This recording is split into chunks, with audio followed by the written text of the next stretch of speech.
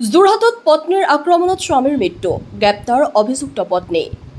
যোৰহাট জিলাৰ পুলিবৰ আৰক্ষী থানাৰ অন্তৰ্গত বাঁহপালাত সংঘটিত হৈছে এক চাঞ্চল্যকৰ হত্যাকাণ্ড।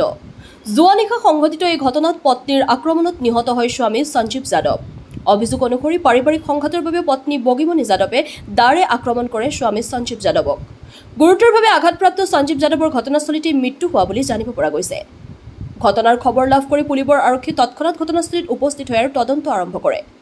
আৰক্ষীয়ে মৃতদেহ উদ্ধাৰ কৰি মৰণোত্তৰ পৰীক্ষাৰ বাবে প্ৰেৰণ কৰাৰ লগতে ঘটনাৰ সৈতে জড়িত থকাৰ অভিযোগত বগীমণি যাদৱক গ্ৰেপ্তাৰ কৰিছে। প্ৰাথমিক তদন্তত পাৰিবাৰিক কাৰণতে এই হত্যাকাণ্ড সংঘটিত হোৱা বুলি আৰক্ষীয়ে সন্দেহ প্ৰকাশ কৰিছে। অৱশ্যে ঘটনাৰ প্ৰকৃত কাৰণ উদ্ঘাটনৰ বাবে অধিক তদন্ত অব্যাহত ৰাখিছে আৰক্ষীয়ে। এই ঘটনাই সমগ্ৰ অঞ্চলটোত তীব্ৰ চাঞ্চল্যৰ সৃষ্টি কৰিছে। যোৰহাটৰ পৰা ধ্ৰুৱস্তি পাচনিৰ ৰিপৰ্ট AIN লাইভ। ঘটনাটো মানে মা দেউতা তৰ্কাতৰ্কি হৈ আছিলে। দেউতা মাল খাই আছিলে। দেউতা মাল খাই মেলি মাকো দম চম দিয়ে, মাৰা পিটা কৰে।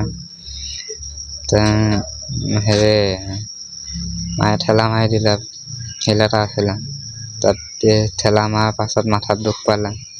দুখ পোৱাৰ পাছত ডিঙিত তেনেকৈ গামোচা লৈ থাকে, গামোচা ধৰি টানি দিলে।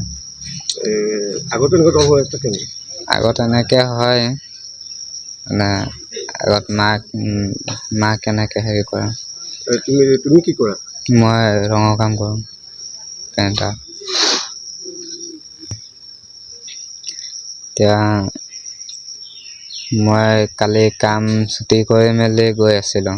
গৈ থাকোঁতে মা ফোন কৰি মোক জনাইছে যে দেউতা এনেকৈ তেনেকৈ হ'ল, মাথা দুখ পালে, এতিয়া মাত কথা নাই বুলি।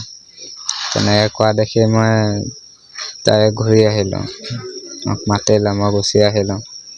আহি মেলি মই জেগাৰ পৰা অহা মানে 2 ঘণ্টামানৰ পাছত আহি পাইছোঁ মই। তোমাৰ ঘৰ ক'ত? ঘৰ বাঁহপালাৰ সোনকালে। দেউতাৰ নামটো কি?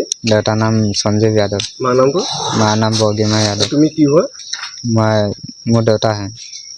আগত তেনেকুৱা দম চম লাগি থাকে নেকি? আগত লাগি থাকে এনেকৈ। তুমি ঘৰত থাকা নাথাকা?